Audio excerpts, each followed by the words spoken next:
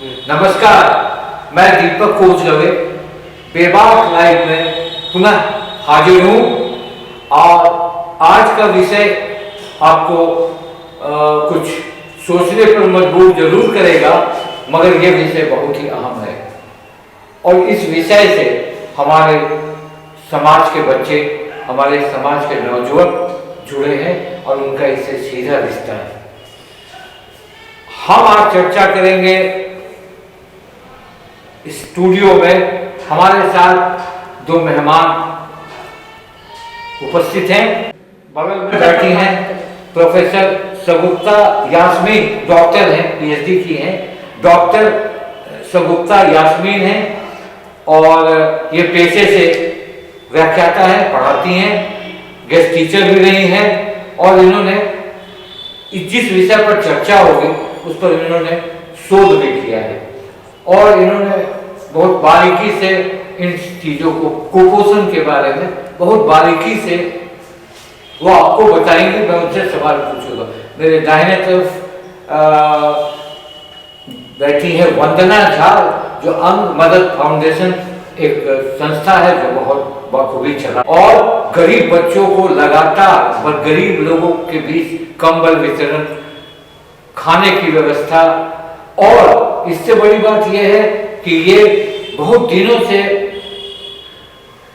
महिलाओं को, खासकर अल्पसंख्यक समुदाय की महिलाओं को सिलाई का गुण सिखाती हैं और उन्हें सेल्फ एम्प्लॉयड करती हैं ताकि वो कुछ धन अर्जन कर सके।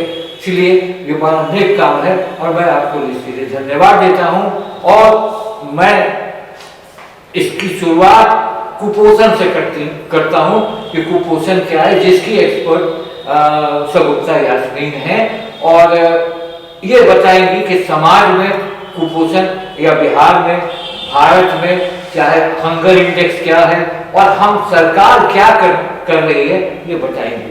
सवाल करते हैं सगुप्ता से।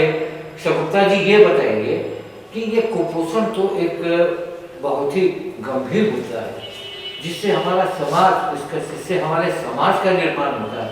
अगर बच्चे कुपोषित होंगे तो हमारा समाज भी आगे नहीं बढ़ेगा। बच्चों को अच्छी परवरिश, अच्छा खाना, पौष्टिक आहार देंगे तो वो बच्चा आगे चल के बड़े बड़े कारनामे करेगा, फौज में जाएगा, अच्छा खिलाड़ी बनेगा, अच्छा विद्यार्थी बनेगा और अच्छा नागरिक बनेगा।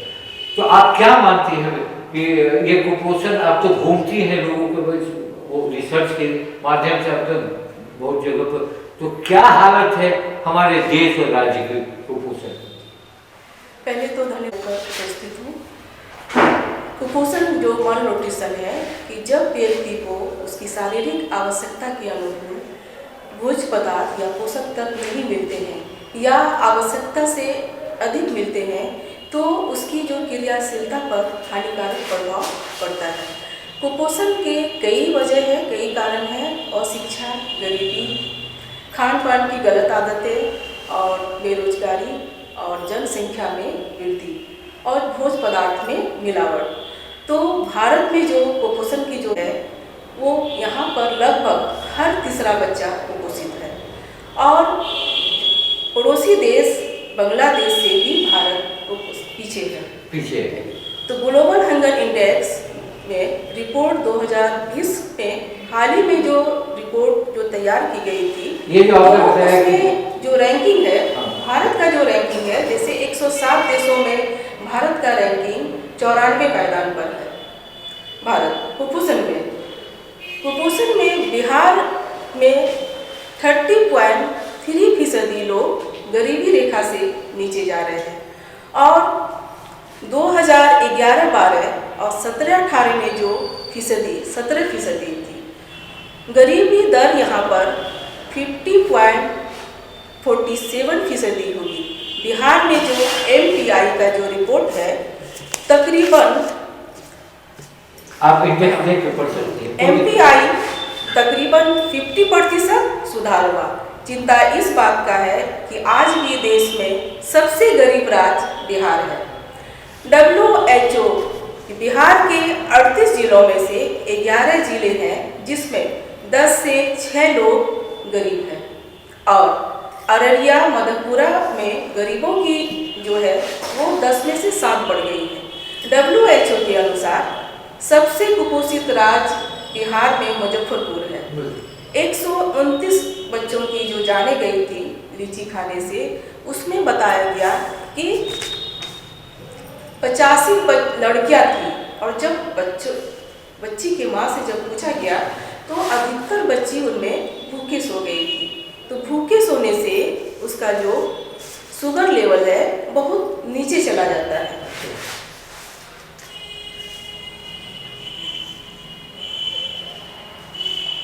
कम उम्र के बच्चे 48.31% बच्चे शारीरिक रूप से कमजोर हैं। 5 वर्ष से कम जो बच्चे हैं उसमें शारीरिक रूप से वो कमजोर है, अविकसित है। देखिए, विश्व में सबसे अधिक कुपोषित बिहार में है। बिहार में बच्चों की आबादी का लगभग आधा 48.3% कुपोषित है। सामाजिक कार्यकर्ता जया दरज ने कहा कि बिहार में बच्चों की आबादी लगभग आधा मतलब 48.3% कुपोषित है। बिहार में कुपोषण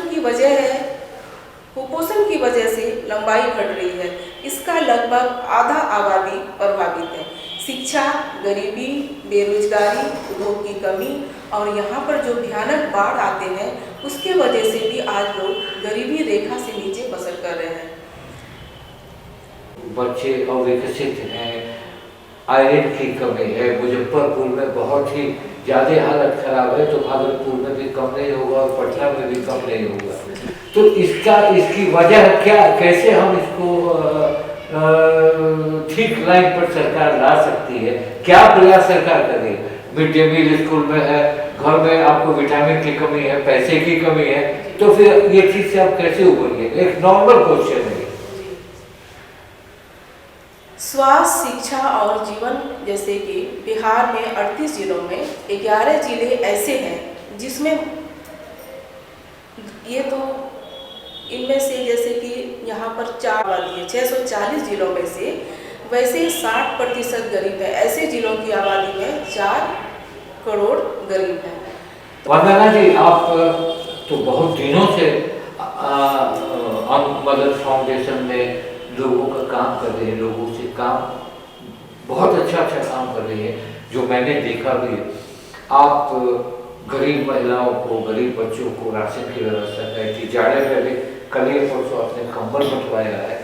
तो आप क्या फील करती हैं कि कुपोषण का रेट क्या है समाज में? कैसा समाज में महिलाओं के बीच रहती है, लोगों को सिलाई की ट्रेनिंग देती है? आप इस पर मुझे विस्तृत बताएं, फिर मैं इसके पास आऊँ। बिहार में कुपोषण की सबसे बड़ी वजह है अज्ञानता और शिक्षा, क्योंकि लोगों को ये पता नहीं है कि कुपोषण है क्या, बच्चों को क्या दें जिससे वो कुपोषित ना हो, उसकी खुराक में क्या देना जरूरी है।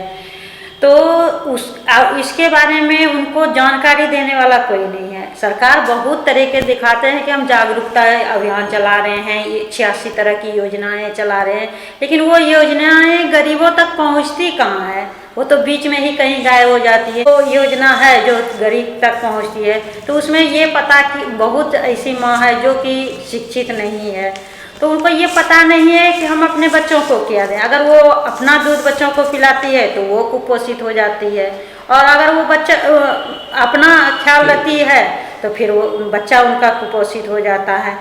अनाज उसके, अगर एक गरीब मजदूर अगर 500 रुपया में रोज कमाता है तो उसमें वो 4-5 लोगों का पालन पोषण कैसे करे? उसमें उनको ज़्यादातर औरतों का ये ध्यान रहता है कि घर का जो मालिक है उसको अच्छा खाना दे और अच्छा करे, और तो वो उनका ध्यान बच्चों पर से हट जाता है। तो बच्चों पर से हट जाने के बाद बच्चा जो भी है, जो मिलता है वो खा लेते हैं, जैसे होता है उसका गुजर होता है। तो ये इस तरह से यहाँ के बच्चे जो है अज्ञानता के शिकार होने की वजह से कुपोषित है। और इनको जागरूक करने के लिए आंगनवाड़ी है, बहुत तरह के मिड डे मील है, लेकिन कितना इसके द्वारा सरकार क्या दे रही है वो तो सभी जानते हैं। जी हाँ, यानी सरकार, जो हम भी महसूस करते हैं और समाज में भी लोग महसूस करते हैं कि चमकी बुखार हो गया मुजफ्फरपुर तो बच्चे धड़ाधड़ बढ़ गए, बिकॉज उनको लड़ने की क्षमता नहीं थी, क्योंकि वो कुपोषित थे। बहुत लोग कुपोषित थे, इसीलिए चमकी बुखार में बढ़ गए। छोटा मामला होता है उसमें बढ़ जाते हैं। तो हम ये कहते हैं कि आप जैसे जाती हैं, सरकार के दावे बहुत हैं। मैं तो देखा हूँ कि मिड डे मील में जो खिलाती हैं वो पूरा अनाज अपने घर में भी चलाती हैं और वो बांटती भी हैं अंडा, और जो भी अगर सरकार देती है तो प्रॉपर उनको नहीं मिलता। तो आप जब संस्थाओं से विनती करके अपने लिए नहीं समाज के बच्चों के लिए खाने का पैकेट राशन मंगवाती हैं, जब उन्हें आप राशन देती हैं उस समय उनका क्या लगता होगा, क्या लगता होगा? हमें कुछ मिल गया, हमें सोना मिल गया, खाने की व्यवस्था अगर हो गई तो बड़ी बात है। तो आपको ये बताइए कि सरकार की योजनाओं पर थोड़ा खुलकर बोलिए। सर देखिए, सरकार तो अपनी तरह से पूरी कोशिश कर रहे हैं गरीबों के लिए। जहाँ तक मुझे जानकारी है, लगभग 86 तरह की योजना सिर्फ गरीबों के लिए चलाई गई है। अगर वो 86 तरह की योजनाओं का लाभ गरीबों को मिले तो कोई भी बिहार में कम से कम कोई गरीब नहीं रहेगा। लेकिन उस योजना का लाभ कहाँ मिल रहा है गरीबों को? किसी को नहीं मिल रहा है। कल की एक घटना है, एक गाँव में एक मजदूर जो है घर के आर्थिक तंगी से परेशान होकर के सुसाइड कर लिया। वजह क्या थी कि लॉकडाउन के वजह से बाजार में मंदी का दौर है, घर में वो बेटा जो इधर बाहर गया है नौकरी करने के लिए, उसको पैसे नहीं मिल रहे हैं और घर में परिवार जो है परेशान कर रहा है कि कमाओ कमा कमा। वो रोज़ बाहर जाते हैं, काम नहीं मिलता है, घूम के वापस आ जाते हैं। इस मतलब घर से परेशान है, बाहर से परेशान है, तो आखिर वो इंसान जाए कहाँ? तो ऐसे लोगों के लिए सरकार के पास कोई चारा नहीं। सरकार तो ये कहेगा कि मतलब कुछ भी हो गया, क्योंकि सरकार इस पर कोई नहीं करती है। और दूसरी बात है कि हम लोग जो अगर कुछ करना भी चाहते हैं तो हम लोगों को सपोर्ट मिलता नहीं है। फिर भी हम अपने स्तर पे, हम जब गांव में जाते हैं तो वहाँ देखते हैं कि लोग जो है बच्चे मतलब किसी के ठंड है, बच्चों के शरीर पे पूरा कपड़ा नहीं है तो मौजा जूता चप्पल की अपेक्षा कहाँ से करें? घर में खाना क्या बना है? चावल सब्जी बना है, तो जो भी खाना बनता है सबसे पहले घर के जो गार्जियन होते हैं उसको दिया जाता है। बच्चा ज़बरदस्ती किया तो थोड़ा सा चावल थोड़ा सा सब्जी डाल दिया, तो उससे उसका कुपोषण कहाँ से दूर होगा? उस बच्चे को प्रॉपर खाना कहाँ से मिलेगा? क्या सुझाव देना चाहती हैं इस कुपोषण में? आपने तो देखा है, तो क्या सुझाव देना चाहिए कि कैसे उसको सरकार मैनेज करे, बिहार के बच्चों को स्वस्थ करे, बिहार के बच्चों को मजबूत बनाए? कि बच्चों को जैसे बिहार में जो अल्पोषण जो कम करने के लिए बहुत सारे हैं प्राथमिक ध्यान केंद्रित कर रही है सरकार, लेकिन ये कि बच्चों को खिलाने के लिए जैसे सुधार लाना होगा, जैसे कि व्यक्तिगत स्वच्छता, समुदाय के स्तर पर सफाई व्यवस्था में सुधार लाना होगा और 6 महीने तक केवल माँ का दूध मिले बच्चों को और ऐसा आहार मिले खाने में जिससे प्रोटीन, कार्बोहाइड्रेट, वसा, विटामिन, कैल्शियम, आयरन की गोली, ये सब अगर मिले तो कुपोषण दूर हो सकता है। मल्टीविटामिन माँ का दूध तो 6 महीने जरूर पीना चाहिए, बच्चों को पिलाना चाहिए। मल्टीविटामिन जैसे विटामिन ए का ड्रॉप आते हैं, कुछ अभी तो बहुत सारे देखी हूँ मैं, आती है, लेकिन कभी कभार वो हमेशा नहीं होता है। जैसे कि संतुलित आहार मिले, संतुलित आहार में घर भी ऐसा नहीं है कि सिर्फ सरकारी घर में भी अगर माँ या परिवार अगर कोशिश करे कि जो विटामिन सी है वो किस चीज़ में विटामिन सी मिलता है, कैल्शियम किस में है। जो गरीब है अगर वो नहीं, उनके पास ऑरेंज का पैसा है तो टमाटर खिला सकते हैं, नींबू पानी पिला सकते हैं, उससे भी विटामिन सी मिल सकता है। कैल्शियम के लिए गाजर है, चुकंदर है, उससे आयरन मिलेगा। तो ये आयरन या अगर कैल्शियम मिलता है तो बहुत सारी बीमारी हो सकती है, बच्चे का हड्डी कमज़ोर हो जाते हैं। ये सारा कमी को तो मैं और एक कुपोषण के बचाव का जो तरीके हैं, ऐसे अभी बिहार में जैसे कुछ है, जैसे कि कम वजन के बच्चा जो है कि 0 से 59 मार्क के प्रतिशत जो है उसमें दिखाया गया है कि 2006 में जो उसका आंकड़ा था 55 था, फिर 2013 में 49 हुआ, 2014 में 42 हुआ और 2015 में 37, 2016 में 33% हुआ, 2017 में 30 हुआ। तो आंकड़ा घट रहा है। अब महिलाओं का जो एनीमिया का जो है एनीमिया, जो महिलाओं को एनीमिया की बीमारी हो जाती है, खून की कमी की, तो 15 से, जैसे कि 15 एज उम्र से 49 वर्ष की जो महिलाओं का, तो उसमें दिखाया गया है कि 2006 में 67 है, 2013 में 57 है, 2014 में 49 है, और 15 में 43, 16 में 38 और 17 में 34, इसी तरह से 18 में 33। तो सरकार जैसे अब ये कुपोषण से है, कुपोषण से बहुत सारे कॉज होते हैं कि नाटापन होना, दुबलापन, एनीमिया की कमी हो जाती है, या सरकार के विभिन्न विभागों में आपसी जो समन्वय सहयोग संस्थाओं के सहयोग से प्राप्त हो सकते हैं। स्वच्छता संबंधी व्यवहार एवं पोषण पर भी प्रभाव डालने की है। अब जैसे बिहार में जैसे 38 जिलों में से 11 जिले मुख्यतः उत्तर बिहार में और अररिया मधेपुरा में गरीबों की जो ये संख्या है बढ़कर 10 से 7 हो गई है। तो देश के 640 जिलों में से वैसे जिले जहां 60% गरीब हैं और ऐसे जिलों की आबादी करीब 4 करोड़ है। बिहार उड़ीसा से भी कुपोषित या गरीबी में नीचे है। तो इन 4 करोड़ लोगों में से आधे से ज़्यादा 2 करोड़ 80 हज़ार लोग बिहार के इन्हीं 11 जिलों में रहते हैं। करीब 1 करोड़ 60 हज़ार उत्तर प्रदेश में, तो शेष छत्तीसगढ़, गुजरात, झारखंड, मध्य प्रदेश और उड़ीसा में रहते हैं। गरीबी का प्रमुख कारण है कुपोषण। 6 वर्ष से कम की स्कूली शिक्षा में हालांकि पेयजल या स्कूलों में उपस्थित और शिक्षा मृत्यु दर का काफी सुधार हुआ है। बिहार में 40% से ज़्यादा लड़कियों की शादी कम उम्र में हो जाती है। ये भी एक कुपोषित के अब तो मैं आपको एक चीज बताइए, आपने विस्तृत जानकारी दी है, बहुत अच्छी। 33 वर्ष, अच्छा एक और, बिहार में 33.7% लोग गरीबी रेखा से नीचे जीवन बसर कर रहे हैं। बिहार में कुपोषण की वजह से बच्चों की लंबाई घट रही है। नेशनल फैमिली हेल्थ सर्वे जो 2015-16 के मुताबिक कुपोषण के सबसे ज़्यादा मामले बिहार में पाए। बिहार में 5 साल से कम उम्र के करीब 48.30% बच्चे शारीरिक रूप से अविकसित स्टैंड थे। इसकी बड़ी वजह थी कि उचित कुपोषण आहार का नहीं मिलना। अब मुजफ्फरपुर में जो AES 129 बच्चों की जो मौत हुई, जिसमें 85 लड़कियां थी और भूखे सो गई थी, खाली पेट लीची खाने की वजह से बच्चों की जाने गई थी। तो पटना के इंडियन काउंसिल और मेडिकल रिसर्च के पूर्व वैज्ञानिक डॉक्टर प्रभात कुमार सिन्हा बताते हैं कि सुबह के समय में जो ब्लड शुगर की तरह स्तर जो होता है आमतौर पर बहुत नीचे चला जाता है, क्योंकि भोजन में कई घंटे हो चुके होते हैं भोजन करने से। तो ये भी कुपोषित बच्चे में के मामले आए हैं।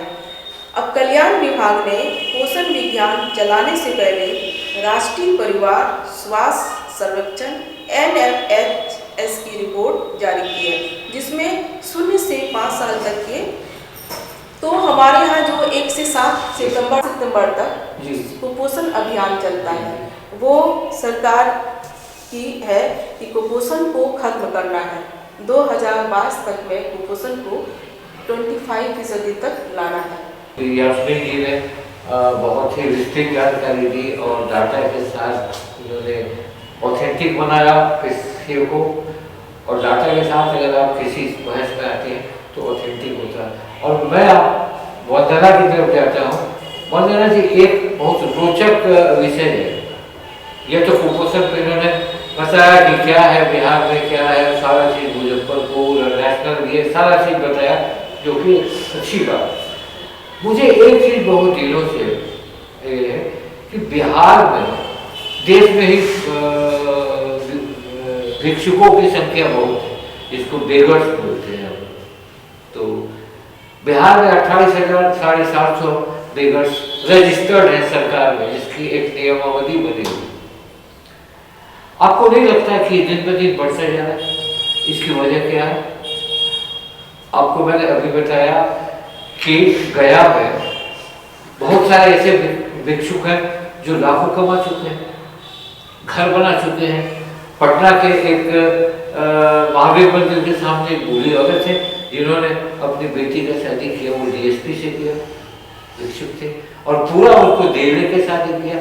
तो एक ऐसा वर्ग में थोड़ा लोग अमीर हो गए हैं, पैसे वाले हो गए हैं, मगर ये जो सिस्टम बना हुआ है, जैसे एक एक घर से 5-5 आदमी, एक एक घर से 6-6 आदमी शाम में जाके इतना जमा, तो आपको क्या लगता है इस पर किस तरह, क्या सरकार उन्हें अनाज नहीं देती? सरकार जो कहती है कि राशन में बांटता हूँ, सबका राशन कार्ड बनाया हूँ, सबका बैंक का ये खोला हूँ, तो ये भिखारी की बहुत सारे स्टेट में इस पर पाबंदी है, बहुत सारे स्टेट पर इस पर पाबंदी लगाई है कि आप नहीं कर सकते। और मैंने आपको गया का हवाला किया कि गया में 40 भिखारी मिलकर एक बैंक चलाते हैं और उससे भी अपना पैसा जमा करते हैं, 200 रुपया वीकली और 500 रुपया मंथली। तो आप इस पर थोड़ा बताएं और क्या निदान होना चाहिए इसका? देखिए, भिखारी मेरे ख्याल से, ये मेरी पर्सनल राय है, इसको कोई अन्यथा न ले, मेरे ख्याल से भीख मांगना भी एक पेशा है। और ये भीख मांगना जो है आरामदायक पेशा है। जो कामचोर लोग रहते हैं वो काम नहीं करना चाहते, क्योंकि उनको कहीं भी काम करना पड़ेगा। अगर तो पढ़े लिखे हो है तो उसको दिमाग लगाना पड़ेगा, दिमाग यूज करना पड़ेगा, और अगर नहीं पढ़े लिखे हैं तो उनको मेहनत करना पड़ेगा। और जो ये दोनों नहीं कर सकते हैं तो वो भिखारी बन जाते हैं। और भिखारी में क्या, और हम लोग जो है, हम लोगों की जो धर्म है, आस्था है, वो है कि मतलब पूजा पाठ भक्ति करने के बाद वो दान करना, वो दान करना। तो ज़्यादातर भिखारी जो है धार्मिक स्थलों पे ही होते हैं। तो एक आस्था वो लोग हमारी आस्था को जो है उपयोग करते हैं कि हम लोग जब पूजा करके निकलते हैं तो चलो भाई दान करते हैं। तो दान किसे देंगे? तो दान लेने वाला बैठे रहता है। हर एक हाँ, तो मतलब मैंने अपने हमारे यहाँ भी है ज़कात। हाँ, तो बस वही बोले कि वो हमारे मतलब आस्था का जो है फायदा उठाते हैं। हम लोग दान करते हैं तो दान लेने वाला चाहिए, तो वो भिखारी जो है दान ले। ये फीलिंग सबको है कि हाँ वो कामचोर है, अच्छे करके हैं, तभी का क्या सरकार को कोई कड़ा नियम नहीं बनाए? सरकार उन्हें रिहेबिलिट करे। 28,000 भिखारी हैं पूरे रजिस्टर्ड। सरकार को इसके लिए कड़े नियम बनाने चाहिए। सरकार ऐसे लोगों को, हाँ पूरी तरह से तो भीख मांगने वाले पे रोक नहीं लगाई जा सकती, लेकिन जो शरीर से अक्षम हो, जो कुछ नहीं कर सकते, जो विकलांग हो, जो मेहनत नहीं करते, उन कुछ मेहनत कश लोग, इन लोगों का छटैया करे, और जो लगे वैसा है उसको मंदिर में जगह दे दे, या जहाँ भी मतलब जिस जगह पे हो उसको जगह दे दे, वो वहाँ पे बैठ के भीख मांगे या जैसा हो वो करे। बाकी जो काम करने वाले हैं उसके लिए प्रतिबंध लगा दे। आपने तो बहुत ही काम किया है, इन्होंने कुपोषण भी बहुत का अपने समाज को बहुत करीब से देखा है, और हम लोगों से जो आप जब जुड़े हैं तो मैंने भी पाया है कि आपको कितनी मशक्कत करनी पड़ती होगी लोगों को खाना मंगवाने के लिए, मुझसे बोलना होता होगा, मगर आप करवाती है। तो अगर समाज में कुपोषण को एक मिशन बनाया जाए, जैसे आप लोग हैं, एक मिशन बनाया जाए और सरकार से इसकी सहायता दी जाए कि हम फलाना एरिया के स्लम के बच्चों को कुपोषण से बचाने के लिए दवाइयाँ देंगे, डॉक्टर का विजिट कराना चाहिए, वो करेंगे, कुछ अच्छे पौष्टिक आहार देंगे सरकार की तरफ से, तभी कुपोषण समाप्त होगा। क्योंकि सरकार को कुपोषण के लिए साल में सिर्फ 1 से 7 सितंबर तक का ही समय नहीं, सरकार को हर महीने हर गांव में एक कैंप लगाना चाहिए, और उसमें हर बच्चे का कुपोषण लेवल चेक करना चाहिए कि बच्चे कितने कुपोषित हो रहे हैं, क्या हो रहा है। हर महीने अगर उसका चेकअप होता है तो वो साल भर इंतजार नहीं करेगा। साल भर में अगर नहीं होता है तो साल भर में वैसे भी आंकड़ा ज़्यादा बढ़ जाएगा। तो सरकार को और उससे भी अगर आसान है तो जैसे हर महीने पोलियो पिलाने वाली घर घर जाती है, ड्रॉप पिलाने वाली, तो वो उस समय भी वो उसके साथ एक एक चीज है, मतलब सिंपल बात है कि हम लोग हंगर इंडेक्स जो होता है बहुत देख के दुख होता है। बांग्लादेश आपसे ऊपर, पाकिस्तान आपसे ऊपर, मलेशिया आपसे ऊपर, और आप इतनी बातें करते हैं और आपका देश सबसे पीछे। चलिए आप लोग यहाँ आए, बहुत अच्छा लगा।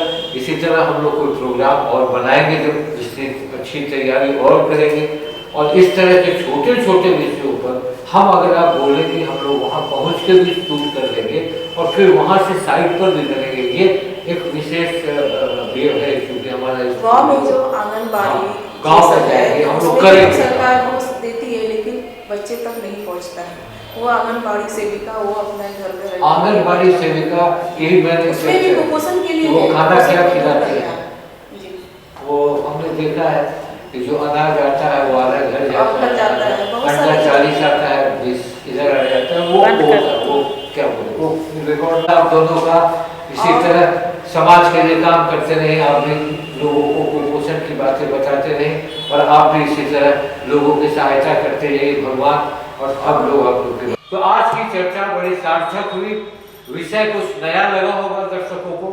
मैं इन्हीं छोटी छोटी बातों को लेकर आपके सामने आऊंगा जिससे समाज का हर चीज जुड़ा हुआ है, समाज का भविष्य जुड़ा हुआ है। मैं शिक्षा पर भी आऊंगा, मैं खेल पर भी आऊंगा, मैं जैसे कुपोषण पर, इस तरह के छोटे छोटे डिस्कशंस में। और मैं ये जरूरी नहीं कि मैं बहुत बड़े स्पेशलिस्ट को लाऊं। आज के जो लोग बढ़ रहे हैं उसकी एक नई जानकारी है, मैं उन लोगों को लाऊंगा और आपके सामने आप दोनों आए। बहुत धन्यवाद आप दोनों को, और बेबाक परिवार की तरफ से कामना करता हूँ कि आप लोग और आगे बढ़ें और समाज की सेवा करें। नमस्कार, प्रणाम।